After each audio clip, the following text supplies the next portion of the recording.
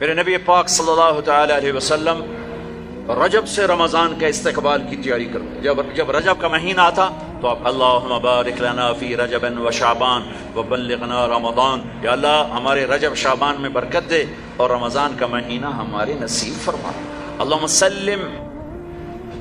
سلمنا لرمضان، اے اللہ ہمیں رمضان تک سلامتی کے ساتھ پہنچا دے. وسلمہ لنا، اور اسے سلامتی کے ساتھ ہم تک پہنچا دے. وتسلمہ منا، پھر ہمارے روزے اس میں قبول بھی فرما لے. اتنی جلد پہلے سے رمضان کا استقبال فرماتے. شعبان کا چاند خود دیکھنے کی کوشش فرماتے تھے، شعبان کے چاند کو خود دیکھنے کا اہتمام فرماتے تھے، اور چاند نظر آ جاتا تو روزہ رکھتے تھے. شعبان کا، یکم شعبان کا چاند نظر نہیں آتا تھا تو روزہ نہیں رکھتے تھے. چاند نظر آ جاتا تھا شعبان کا تو رمضان کے استقبال کے لیے روزہ رکھتے تھے. اور رمضان قرآن کا مہینہ ہے. شہر رمضان الذی انزل فیہ القرآن، رمضان کا مہینہ جس میں قرآن اترا. حالانکہ یہ ہونا چاہیے رمضان کا مہینہ جس میں روزہ فرض ہوا. وہ آگے کہا فمن شہد منکم الشہر فلیصم، پھر جو مہینے کو دیکھ لے پالے تو روزہ رکھے. لیکن رمضان کا تعارف کیسے ہے؟ رمضان کا مہینہ جس میں قرآن کو اتارا گیا. رمضان کا تعارف قرآن سے ہے. یہ اشارہ ہے کہ یہ مہینہ قرآن کا ہے. اس میں قرآن اترا، اس میں تورات اتری، اس میں زبور اتری، اس میں انجیل اتری، اس میں صحف ابراہیم اترے، صحف موسیٰ اترے. لہٰذا امت کو خاموش پیغام دیا ہے کہ رمضان قرآن کے ساتھ گزارو. موبائل بند کر دو، لیپ ٹاپ بند کر دو، فیس بک بند کر دو، سوشل میڈیا بند کر دو، یہ ٹاک شوز بند کر دو، 1 مہینے کے لیے ٹی وی بند کر دو، اخبار بند کر دو. بس قرآن کے ساتھ بیٹھ جاؤ. مرد یا عورت قرآن کے ساتھ تلاوت بھی کرو اور پشت مقرر کر کے ترجمہ بھی پڑھو.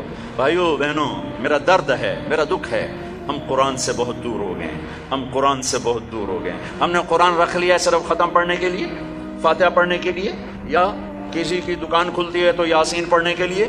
ہم نے قرآن فال نکالنے کے لیے، ہم نے قرآن اموات پر پڑھنے کے لیے. یہ ساری باتیں کرو، لیکن قرآن کا موضوع تو ہدایت ہے.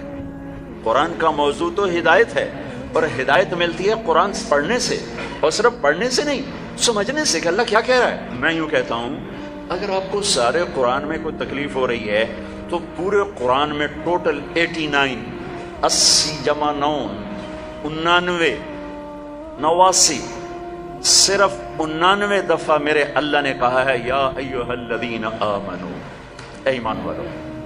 تو اللہ کیا کہہ رہا ہے؟ مجھ سے بات کرنے لگا ہے. یا ایھا الناس، پوری دنیا سے بات. یا ایھا الذین کفروا، کافروں سے بات. یا اہل الکتاب، عیسائیوں سے بات، یہودیوں سے بات. یا ایھا الذین ہادوا، یہودیوں سے بات ہو رہی. لیکن یا بنی آدم، ساری دنیا سے بات ہو رہی. لیکن اب کہتے ہیں نا یا ایھا الذین آمنوا. تو اس کی مثال ایسے جیسے آپ سب بیٹھے ہوئے ہیں. کتنے بیٹھے ہوئے؟ میں کہتا ہوں بھائی نواز صاحب ذرا میری بات سنیں. میں ان کو یہاں بلا لیتا ہوں، یوں بات شروع کر دیتا ہوں. آپ سب کے دل میں آئے گا کوئی خاص بات ہے، کوئی خاص بات ہو رہی ہے نا، خاص بات ہو رہی ہے. میرا رب قرآن کے 30 پاروں میں، میں قربان جاؤں کتنا تھوڑے ہمیں اللہ نے حکم سنا ہے، صرف 89 دفعہ اے ایمان والو، اے ایمان والو، اے ایمان والو، اے ایمان والو. اس کے بعد اللہ کیا کہتا ہے؟ اللہ کے واسطے اتنا تو پڑھ لو کہ اللہ تو کیا کی جانا ہے 10. اور اس میں ہر دفعہ نیا حکم نہیں ہے، ایک ہی حکم کئی دفعہ آیا ہے. یا ایھا الذین آمنوا اتقوا اللہ حق تقاته، یا ایھا الذین آمنوا اتقوا اللہ ولتنظر نفس ما قدمت لغد واتقوا اللہ، یا ایھا الذین آمنوا اتقوا اللہ وآمنوا برسولہ. اتقوا اللہ، اتقوا اللہ، اتقوا اللہ، تکرار کے ساتھ. تو میرے بھائی بہنوں، اتنا تو قرآن دیکھ لو کہ یا ایھا الذین آمنوا کے بعد اللہ کیا کہتا ہے، کیا کہہ رہا ہے. جس کا ترجمہ پسند ہے اس کا پڑھ کے دیکھ لو کہ میرا اللہ مجھ سے کیا کہتا ہے. اللہ کے واسطے قرآن سے دوری ختم کرو. قرآن سے اخبار پڑھنے کے لیے بھی ٹائم ہے، ٹاک شو دیکھنے کے لیے بھی ٹائم ہے، فضولیات کے لیے بھی ٹائم ہے. کرو، آدھا گھنٹہ نکال لو، آدھا گھنٹہ، 15 منٹ، 10 منٹ، چلو ایک آیت. تو میرے بھائی بہنوں، اس مہینے کو قرآن کا مہینہ بناؤ. فمن شہد منکم الشہر فلیصم، مہینہ آ گیا، روزہ رکھو. فمن کان مریضا علی سفر فعدۃ من ایام اخر، مریض ہو سفر میں ہو بعد میں رکھ لو. ایک لفظ اور ہے وَلِتُكْمِلُوا الْعِدَّةَ، اس مہینے کو مکمل کرو، پورا کرو. لیکن لفظ ہے کمال. کمال کا کیا مطلب ہوتا ہے؟ صفات میں پورا کرنا. تمام کا کیا مطلب ہوتا ہے؟ اجزاء میں پورا کرنا. روزے کو کمال تک پہنچانے کے لیے 4 چیزوں کو چھوڑنا ہوگا. 4 چیزیں اگر ہیں، نہیں ہے تو مبارک، ہیں تو چھوڑنا. میرے نبی نے فرمایا جو شراب پیتا ہے اس کا روزہ اوپر نہیں جاتا ہے.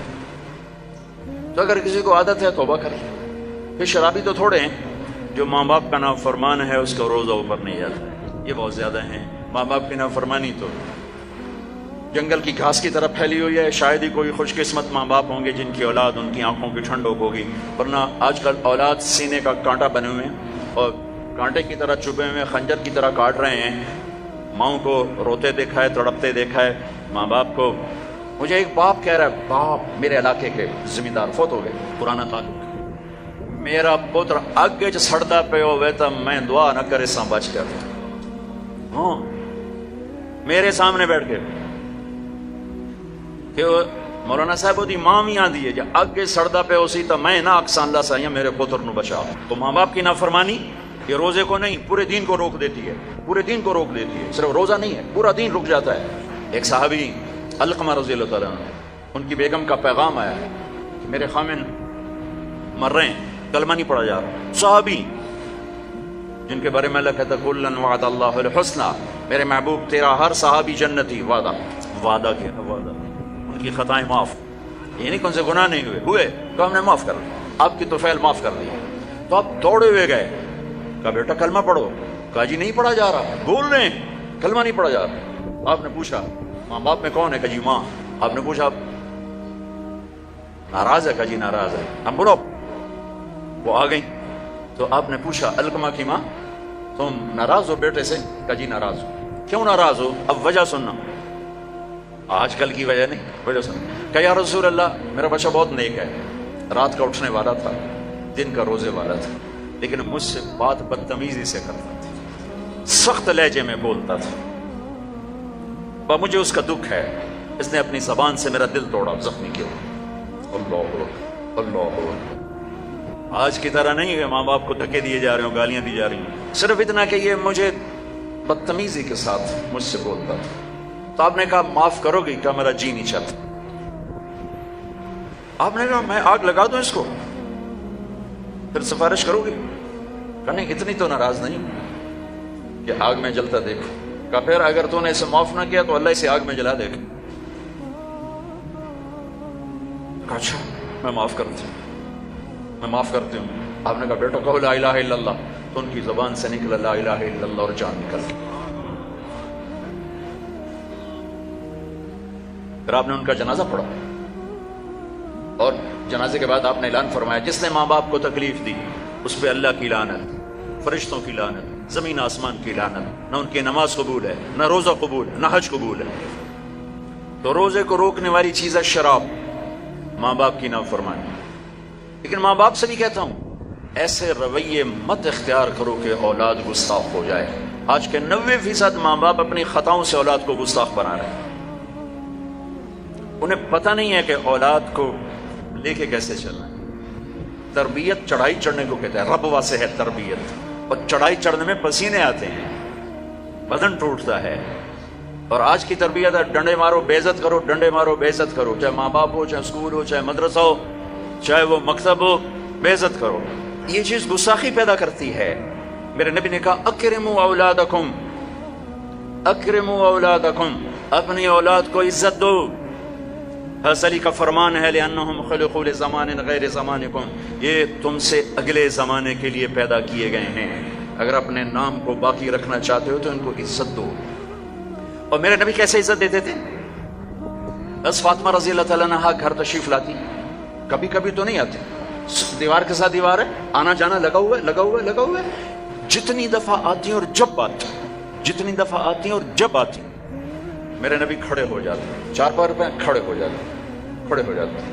اور وہ فاطمہ ہیں، یہ میرے نبی ہیں، یہاں کھڑے ہو کر انتظار نہیں کرتے تھے، آگے بڑھ جاتے تھے، آگے بڑھتے تھے اور آگے بڑھ کر اپنی بیٹی کا ہاتھ پکڑتے، پھر یہاں بوسہ لیتے، پھر ان کا ہاتھ پکڑ کے لاتے، پہلے اپنی بیٹی کو بٹھاتے اور اس کے بعد خود بیٹھتے تھے. سبحان اللہ، کیا کمال ہے، کر کے دکھایا. ہم تو اپنے بیٹوں کا کبھی شاباش ہی نہیں دیتے. میں نے ایک دوست سے کہا یار اپنے بچوں کو کبھی شاباش بھی دیا کر. کہا کس گل کی شاباش دے؟ سارا دن ستے رہتے شاباش دے، فلموں میں دن شاباش دے، گانے سنتے شاباش دے. میں کہ یہ تو برائیاں ہو گئیں، کوئی اچھائیاں بھی دیکھ. اچھائیاں بھی ہوں گی، چونکہ ہر انسان کے اندر نیگیٹو تار بھی ہے، پازیٹیو تار بھی ہے. تو ان کی اچھائیوں کو واہ واہ کرو، وہ برائیاں خود چھوڑتے چلے جائیں گے. ہر وقت ٹوکا ٹاکی، ہر وقت ٹوکا ٹاکی، یہ کیوں نہیں کیا، یہ کیوں نہیں کیا، یہ کرنا تھا. اور ایک یہ پڑھائیوں نے تباہ کر دیا ہماری نسل کو، ہماری اولاد کو. 3 سال کا بچہ جسے ماں کی گود کی ضرورت ہوتی ہے، وہ ظالم ماں ہے جو 3 سال کے بچے کو اسکول کے حوالے کر دیتی. تیسرا جس سے روزہ برباد ہوتا ہے، جو رشتہ داروں سے لڑتا ہے، خون کے، ماں کے رشتے، باپ کا رشتہ، چچا، باپ کا رشتہ، باپ کی طرف سے جو بھی رشتے آ رہے ہیں باپ کی طرف سے، ان سے لڑائی جھگڑے. ماں کی طرف سے رشتہ، خالہ، نانی، نانا، ماموں، باپ کا رشتہ، پھوپھی، پھوپھا، خالہ، خالو، جو ان سے سینگ پھنساتا رہتا ہے، لڑتا رہتا ہے، اس کا روزہ بھی اٹک جاتا ہے، اوپر نہیں جاتا ہے. تو بھائی اگر کوئی ایسا لڑائی بڑائی کا چکر ہے، اس سے بھی توبہ کرو، اپنے روزے کو بچاؤ. چوتھا، جو کسی کے لیے دل میں نفرت پالتا ہے، دل میں بغض پالتا ہے، دل میں کینہ پالتا ہے، اس کا روزہ بھی اٹک جاتا ہے. اپنے دل کو بھائیوں بہنوں نفرت سے صاف کرو، بغض سے، کینہ سے صاف کرو. ماں باپ کی دعائیں لو، رشتہ داروں سے صلح کرو، اپنے روزہ بچاؤ تاکہ اللہ تقوی کا لباس دے اور اللہ کی بارگاہ میں پیشی ہو سکے. میرے محبوب صلی اللہ تعالی علیہ وسلم تو سارا سال ہی روزے رکھتے تھے، سارا سال ہی روزے رکھتے تھے. اور ہمیں اللہ نے سحری عطا فرمائی. پہلی امتوں کو سحری نہیں ملی، ہمیں اللہ تعالیٰ نے سحری عطا فرمائی. ہمیں بھی 24 گھنٹے کا روزہ ملا. افطاری کر کے آنکھ لگی، روزہ شروع ہو گیا، روزہ شروع ہو گیا جو پہلا ہوتا تھا. تو ہمارا بھی ایسے ہی ہوا.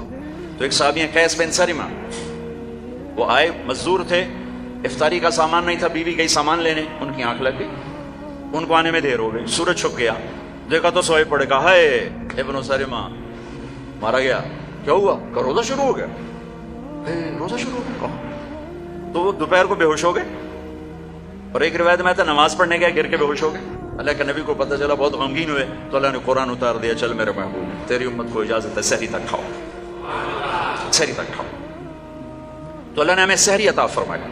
ہمارے نبی پاک صلی اللہ تعالی وسلم سحری کے کھانے کی تاکید فرماتے تھے کہ یہ برکت والا کھانا ہے. اللہ اس کے فرشتے سحری کھانے والوں پر برکتیں، رحمتیں نازل فرماتے ہیں. خود ہمارے نبی پاک صلی اللہ تعالی وسلم سحری کا اہتمام فرماتے تھے. آپ تو عام طور پر 2-4 کھجوریں، ایک گلاس پانی، بس آپ کی سحری ہو جاتی. اور آپ افطار بھی ایسے ہی فرماتے تھے کہ صحابی فرماتے ہیں آپ ایسے بیٹھے ہوتے، آپ کے ہاتھ میں کھجور ہوتی تھی، ایسے کھجور لے کے بیٹھے ہوتے تھے. اور ایک صحابی ٹیلے پہ چڑھا ہوتا تھا یا کسی مکان کی چھت پہ چڑھا ہوتا تھا، اور اس کو امر تھا بھائی سورج کو دیکھتے رہنا. آپ کھجور آپ کیسے ہاتھ میں ہوتی تھی. جو ہی وہ کہتا یا رسول اللہ سورج ڈوب گیا، تو آپ فوراً کھجور منہ میں لیتے تھے. پھر اس کے بعد تھوڑا تھوڑا کر کے پانی پیتے تھے. آپ نے پانی پہ افطار کیا ہے، آپ نے دودھ پہ افطار کیا ہے، آپ نے کھجور پہ افطار کیا ہے، آپ نے ستو بھی پیا ہے. اور سحری میں آپ نے روٹی بھی کھائی ہے، کھجور بھی کھائی ہے، دودھ بھی پیا ہے، زیتون کے ساتھ بھی لیا ہے، زیتون اور روٹی کے ساتھ آپ نے افطاری بھی فرمائی. افطاری کی دعوت میں بھی شرکت فرمائی ہے. سعد بن معاذ نے افطاری کی دعوت کی، صحابہ کی، آپ تشریف لے گئے. افطاری کرانا میرے نبی کی سنت، طریقہ چلا رہا ہے. سعد بن عبادہ نے افطاری کی تو آپ اس میں تشریف لے گئے، تو وہاں زیتون، جو کی تازہ روٹی اور زیتون کے ساتھ آپ نے کھانا نوش فرمایا.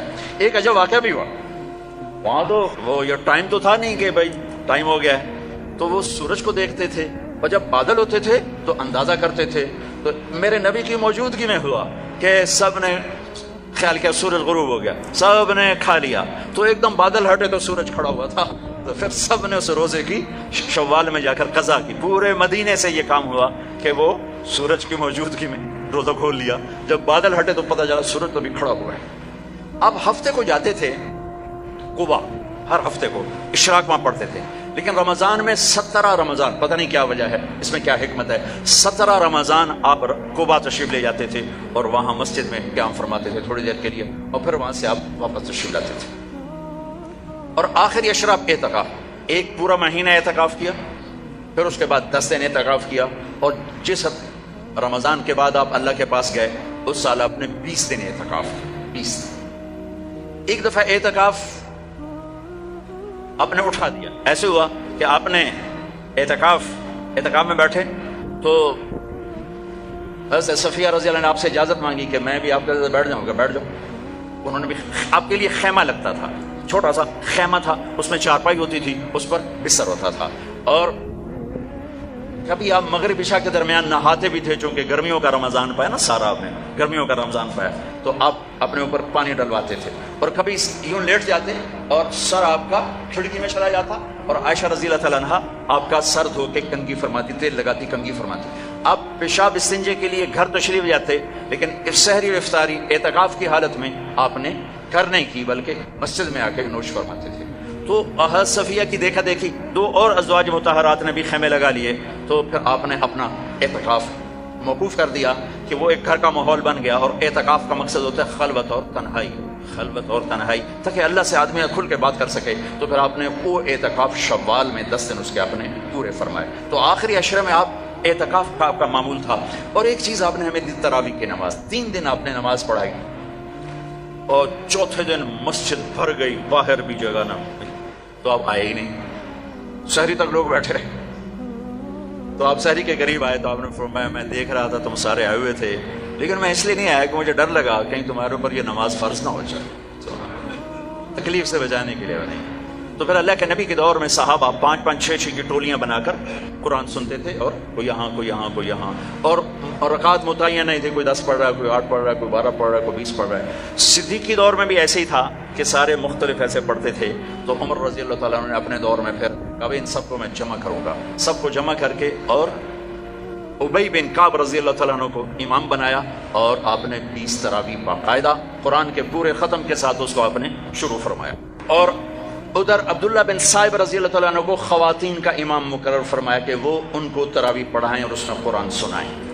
یہ جو حرم شریف میں دعا ہوتی ہے ختم قرآن کی نا، آخری رکعت میں قل اعوذ برب الناس، یہ دعا حضرت عثمان نے شروع کروائی کہ جب قرآن ختم ہو رہا تھا اور آخری 2 رکعت رہ گئیں، تو آپ نے حافظ سے کہا جب قرآن ختم کرو تو دعا کرنا۔ انہوں نے کہا جی کیا دعا کروں؟ کہ جو تیرے دل میں آیا کرنا ہے۔ تو بھائی یہ حضرت عثمان رضی اللہ تعالیٰ عنہ کی سنت ہے کہ پھر انہوں نے یہ دعا منگوانا شروع فرمائی، اور اس وجہ سے اب تک یہ امت کا معمول چلا آ رہا ہے۔ اچھا، یہ جو ہم 2-4 تراویح کے بعد بیٹھتے ہیں اور ایک چھوٹی سی دعا پڑھتے ہیں اور پھر کھڑے ہو جاتے ہیں، یہ ترویح ہوتا ہے تھوڑی دیر آرام کرنا، ترویح تھوڑی دیر آرام کرنے کو کہتے ہیں ترویح، ٹھیک ہے، اور اس کی جمع تراویح۔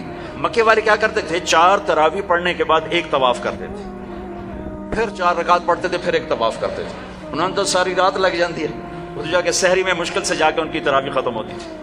جب مدینے والوں نے دیکھا یہ تو طواف کرتے ہیں، تراویح پڑھتے ہیں، ساڑھے بولتا بیت اللہ ہے نہیں، آپا کی کریے، انہوں نے 20 کی 40 کر دی، وہ کبھی 40 رکعت پڑھتے تھے۔ بڑھانے میں کوئی منع کوئی نہیں، چونکہ صلاۃ اللیل مثنا مثنا، تو وہ ان کے مقابلے میں 40 رکعت پڑھتے تھے۔ حافظ عطیہ سالم رحمۃ اللہ علیہ تھے، مسجد نبوی کے بہت بڑے عالم اور بڑے ان کا حلقہ تھا، میں ان کے درس سے بڑا فائدہ اٹھایا، ان کے درس سے میں نے بہت فائدہ اٹھایا۔ میں جب حج پہ جاتا تو لمبا عرصہ ٹھہرنا ہوتا تھا، تو میں ان کے مغرب سے عشاء روزانہ بیٹھتا تھا، اور وہ بندہ علم کا ایک بحر ذخار تھا، اللہ ان کے درجے بولا، میں ملا بھی ہوں۔ تو انہوں نے ایک رسالہ لکھا ہے تراویح پر، کاش اس کا اردو ترجمہ ہوتا تو میں آپ کو کہتا اسے پڑھوں۔ تو اللہ نے ہمیں ایک تراویح کی نماز عطا فرمائی، جس کے ہر سجدے پر حدیث میں آتا ہے 1500 نیکی لکھی جاتی۔ ایک سجدہ کتنے؟ اور ہر سجدے پر 1 گھر بنتا ہے، کس چیز کا؟ سرخ یاقوت۔ کتنا بڑا ہوتا ہے؟ 60,000 سونے چاندی کے دروازے ہوتے ہیں۔ ہر سجدے پر کیا ملتا ہے؟ 1 درخت جس کے نیچے 100 سال عربی گھوڑا دوڑ سکتا ہے۔ پھر تراویح اور روزے کے بدلے کیا ملتا ہے؟ اللہ آخری رات کہتا ہے میرے بندے بندی ہو، دن کا روزہ رات کی تراویح میں نے دیکھا، میں نے قبول کیا، جاؤ معاف کر دیا، جاؤ معاف کر دیا۔ ایک سحری میں اللہ کے نبی کے سامنے بکرے کی سری پیش کی گئی، آپ کے گھر میں تو نہیں پکتی تھی، کہیں سے پک کر آئی، تو آپ کھا رہے تھے، تو حضرت علی بھی آپ کے ساتھ، تو ارباز بن ساریہ اوپر سے آ گیا، آپ نے کہا آؤ برکت کا کھانا ہمارے ساتھ کھاؤ، وہ بھی بیٹھ گئے، تینوں کھا رہے ہیں۔ بلال آئے، یا رسول اللہ نماز ٹائم ختم، اور یہ کہہ کے باہر چلے گئے۔ اذان دینے سے پہلے پھر دیکھنے آئے کہ چھوڑ دیا کھانا تو اذان دو، آئے تو آپ ابھی کھا رہے تھے، انہوں نے کہا یا رسول اللہ واللہ لقد اصبحت، اللہ کی قسم ٹائم ختم ہو گیا، یعنی صبح ہو گئی۔ تب نے تیرا بھلا ہو جائے، ارے بلال صبح نہیں ہوئی تھی، تیری قسم کی وجہ سے اللہ نے اسے پہلے نکال دیا کہ تیری قسم جھوٹی نہ پڑ جائے، تیری قسم پر اللہ نے اسے پہلے نکال دیا۔ اور اس پر حضرت علی نے بعد میں فرمایا اگر بلال قسم نہ اٹھاتے تو جب تک میرے نبی کھاتے رہتے صبح نہیں ہونی تھی۔ عبید رضی اللہ تعالیٰ عنہ دیگ بنا رہے تھے، دیگ، تو میرے نبی کو دستی کا گوشت بڑا پسند تھا، تو آپ نے کہا عبید ناولنی الذراع، مجھے دستی تو پکڑانا، تو انہیں ایسے نکال کے دے دی، تو آپ نے اس کو یوں پکڑا ہڈی کے دونوں کناروں سے ایسے، اور دانتوں سے کاٹ کاٹ کے کھایا اور پھینک دیا۔ عبید ناولنی الذراع، دستی پکڑانا، انہوں نے پھر نکال کے دے دی، آپ نے پھر یوں پکڑا اور تو بکرے کی دھوئی ہوتی، آپ نے کہا ناولنی الذراع، عبید مجھے دستی پکڑانا، وہ کچے نکلے، یا رسول اللہ بکری کی تو دھوئی ہوتی۔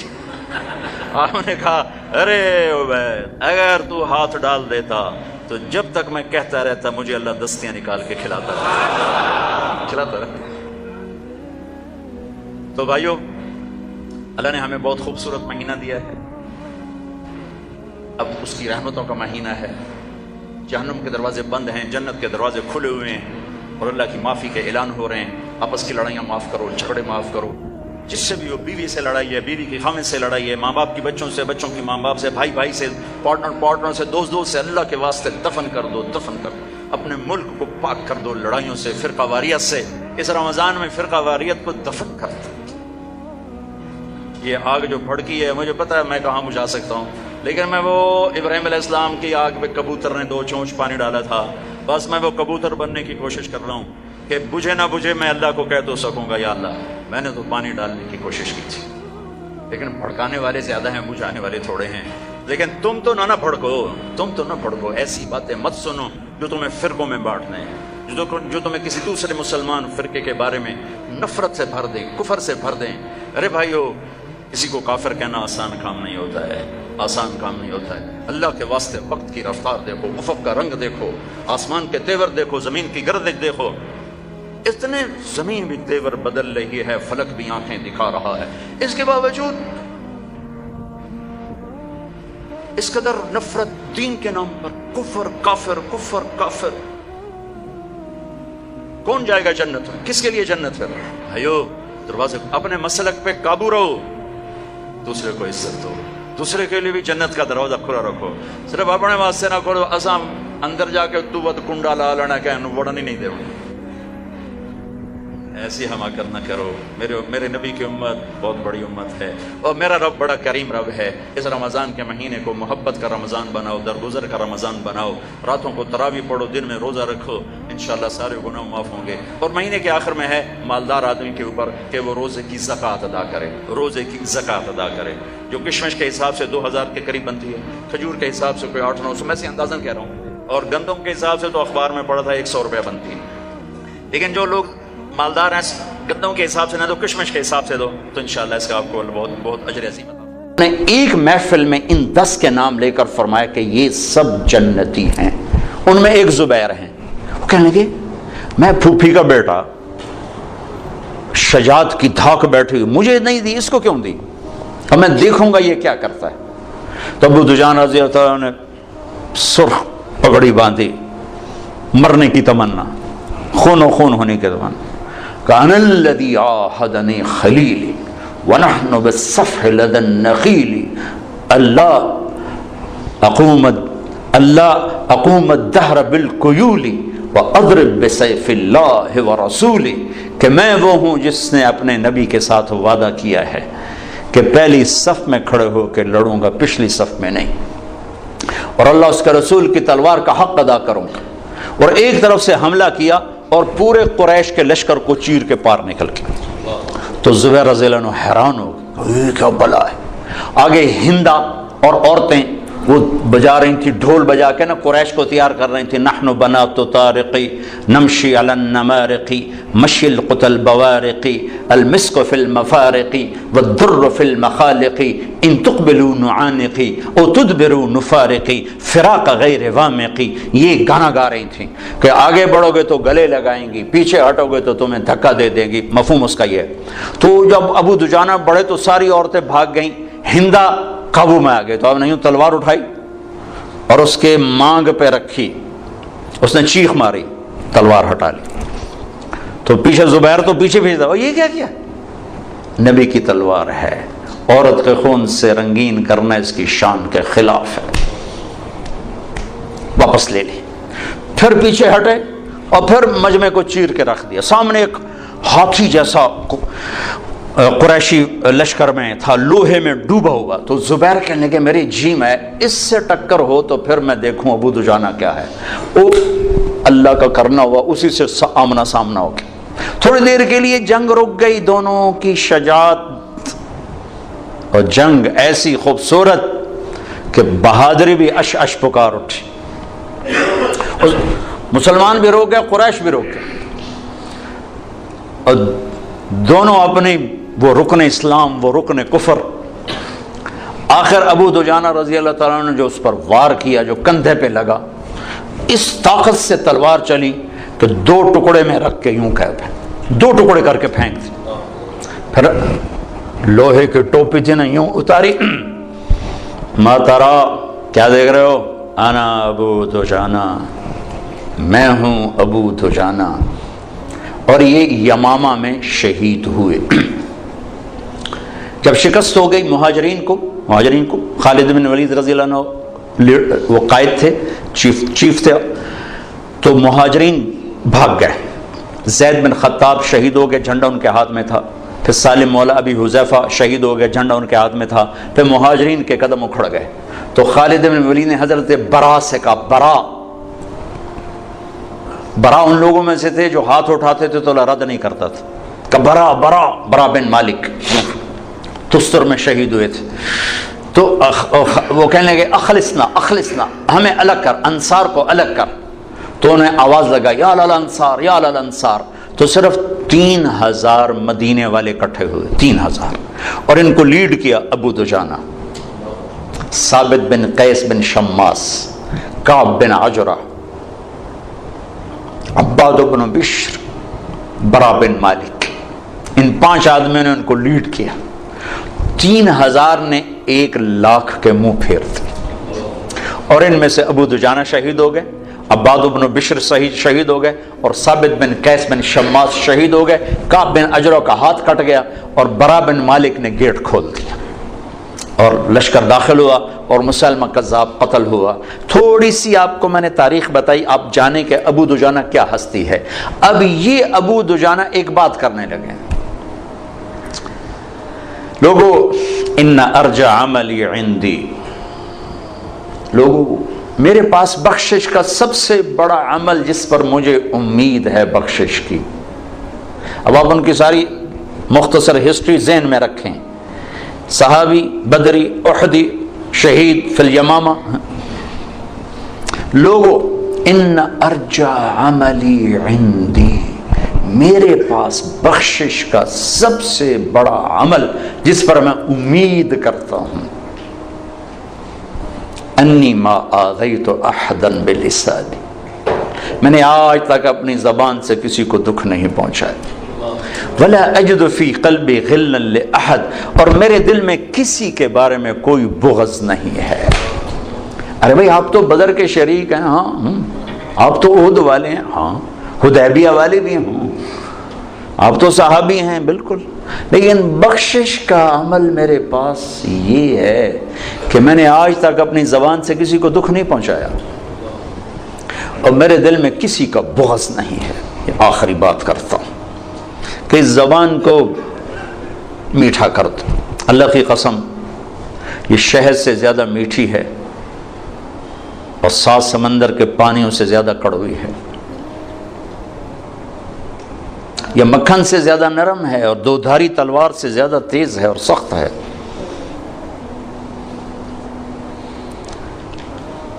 تو اس زبان کا بول میٹھا کرنا سیکھ لیں، اور دل کو دھونا سیکھ لیں۔ کوئی زیادتی کرے، جاؤ اللہ سے لوں گا، جاؤ معاف کی۔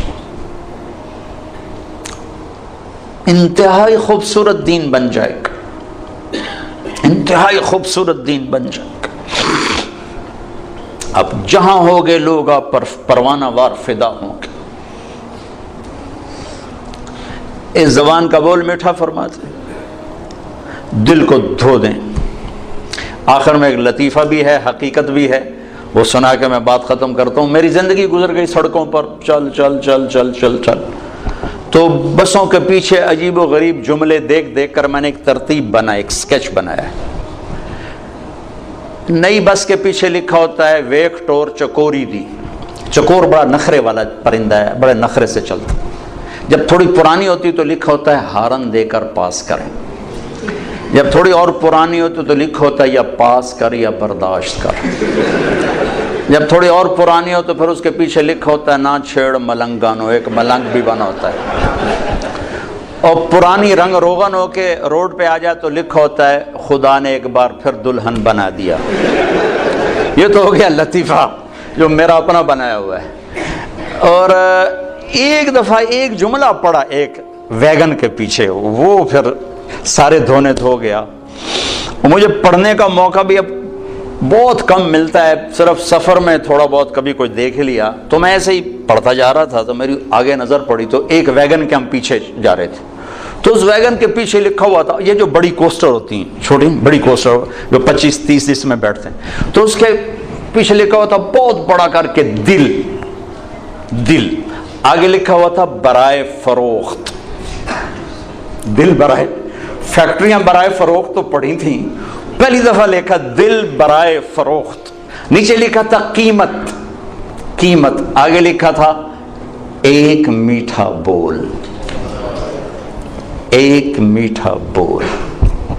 یہ افسر ماتحت سے بولے تو اس کا دل خرید لے، ماتحت افسر سے بولے تو اس کا دل خرید لے، خامند بیوی سے بولے، بیوی خامند سے بولے، ماں باپ اولاد سے بولے، اولاد ماں باپ سے بولے، استاد شاگرد سے بولے، شاگرد استاد سے بولے، دلوں کے خریدار، دلوں کے سوداگر بن جاؤ، ایک میٹھے بول سے دل خرید لو۔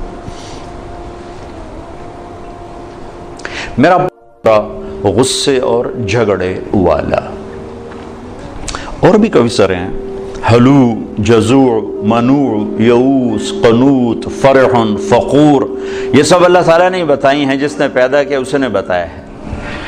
یہ سب کچھ بتا کے اللہ ہم سے یہ اقرار کروانا چاہتا ہے کہ تم کہو میں جاہل ہوں، مجھے کچھ نہیں آتا، چونکہ سیکھنے کا کام اس وقت شروع ہوتا ہے جب آدمی کہتا ہے مجھے نہیں آتا۔ جب وہ پہلے سے ہی دعوے دار ہو مجھے سب پتا ہے تو اسے کون سکھائے گا؟ تو اللہ ہم سے اعتراف کرواتا ہے کہ مانو کچھ نہیں آتا۔ ویسے بھی اتنی بڑی کائنات کا ہم ایک چھوٹا سا جز ہیں، اور جز اپنے کل کو کیسے پکڑ سکتا ہے؟ اب ہم ایک چھوٹے سے ہال میں بیٹھے ہوئے ہیں، اور یہ میزان بینک کی عمارت بہت بڑی ہے، یہاں بیٹھ کر ہم ساری عمارت کا علم حاصل نہیں کر سکتے۔ کائنات اتنی وسیع ہے کہ اس کی لمبائی چوڑائی کو اللہ کے سوا کوئی نہیں جانتا۔ اس میں زمین ایک ڈاٹ ہے، اس ڈاٹ میں بھی پھر 71% پانی چلا گیا، 29% خشکی آئی، اس خشکی میں ایک چھوٹا سا پاکستان ہے، اس میں ایک چھوٹا سا کراچی، اس میں ایک چھوٹا سا طارق جمیل، اس کی کیا اوقات؟ تو لاجیکلی بھی نظر آتا ہے کہ انسان بہت جاہل ہے، اور اللہ کی خبر بھی ہے میرے بندے تمہیں کچھ نہیں آتا، لہذا اب کیا کر؟ اب یہ کر کہ جس نے پیدا کیا ہے اس کے پیچھے چل۔ جو روزانہ بچوں کے ساتھ ماں باپ لڑ رہے تھے، آپ کو نہیں پتا، ہم جو کہہ رہے ہیں وہ کرو، جو کہہ رہے ہیں وہ کرو، آگے ان کے من میں کچھ اور سمایا ہوتا ہے، وہ کہتا نہیں ہم نے نہیں کرنا، ہم نے یہ کرنا ہے، ہم نے وہ کرنا ہے، کبھی ماں سے تھپڑ، کبھی باپ سے تھپڑ۔ اور یہی کچھ جب اللہ کہتا ہے کہ میرا بندہ تو کچھ نہیں جانتا، جو میں کہتا ہوں وہ کر، تو اللہ سے ٹکر لیے ہوئے کہ اللہ نو کوئی پتہ، اللہ کے نبی کو کیا، وہ تو 1400 سال پہلے کی بات۔ تو جو لاجک آپ اپنے بچوں کو پیش کرتے ہیں وہی اللہ آپ کو پیش کرتا ہے۔ جو ٹیچر اپنے شاگردوں کو لاجک پیش کرتا ہے، بچوں آپ نہیں جانتے جو ہم جانتے ہیں، یہی اللہ کہتا ہے واللہ یعلم وانتم لا تعلمون، اللہ جانتا ہے تم نہیں جانتے۔ لہذا اگر اپنی زندگی کو کسی کنارے لگانا ہے اور آنے کا مقصد کچھ پانا ہے تو جس نے بنایا ہے ادھر لوٹو۔ وہ کیا کہتا ہے؟ کیونکہ میں نے تو درخواست نہیں پیش کی تھی کہ میں دنیا میں آ جاؤں، اور نہ اب میں چاہتا ہوں کہ میں مر جاؤں، لیکن آنا بھی میری مجبوری بن گیا اور جانا بھی میری مجبوری ہے، جانا ہے۔ کل شیء ہالک، ہر شے کے لیے ہلاکت۔ ہو کیا دن ہوگا جب ملک الموت بھی پسینے پسینے ہوگا۔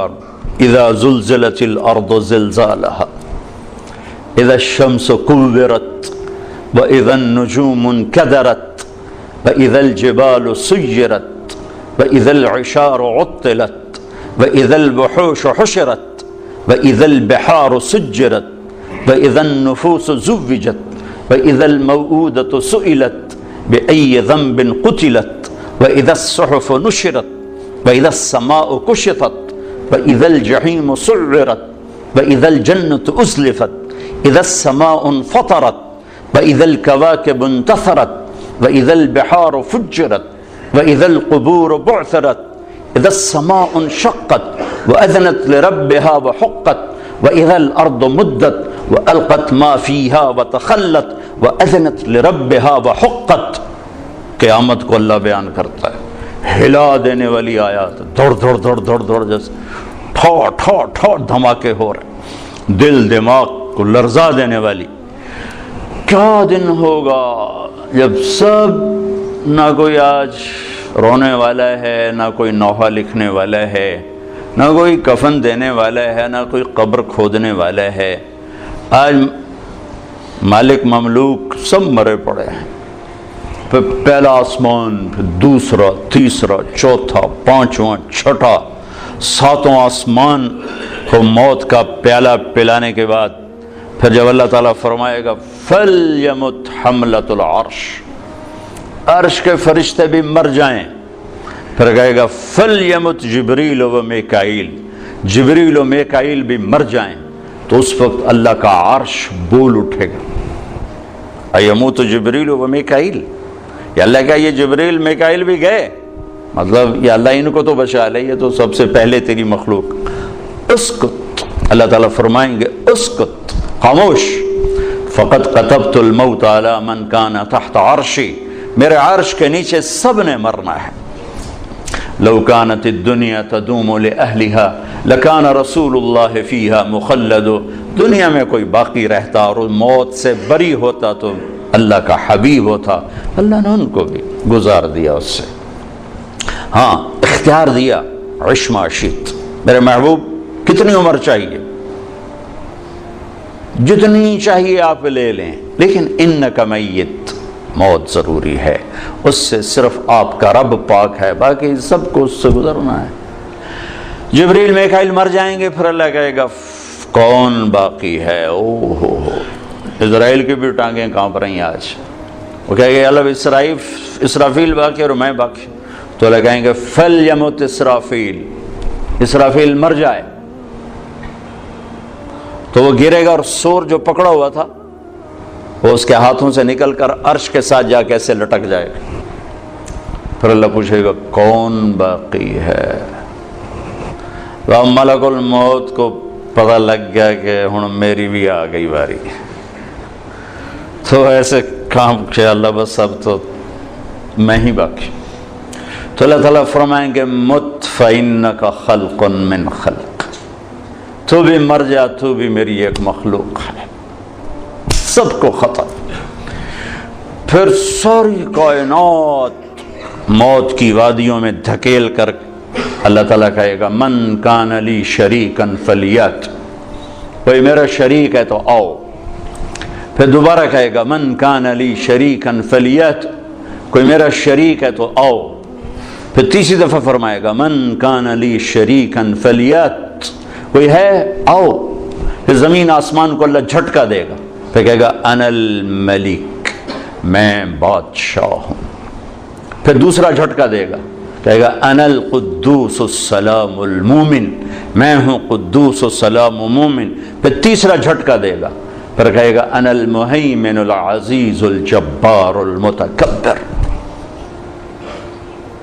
پھر اللہ تعالیٰ کہے گا این الملوک، بادشاہ کدھر ہیں؟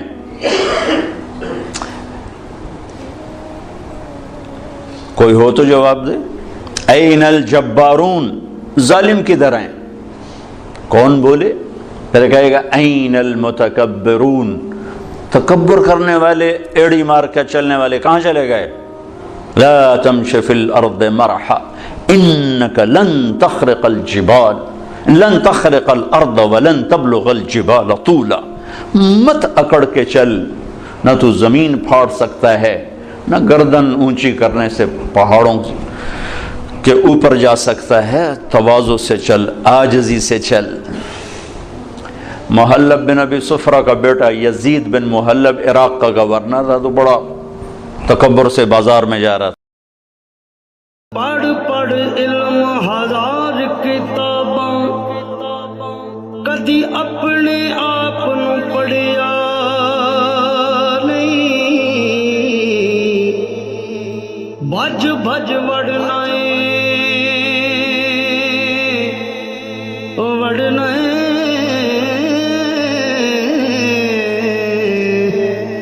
بھج بھج وڑنا مندر مسیتی، کدی من اپنے وچ وڑیا ہی نہیں۔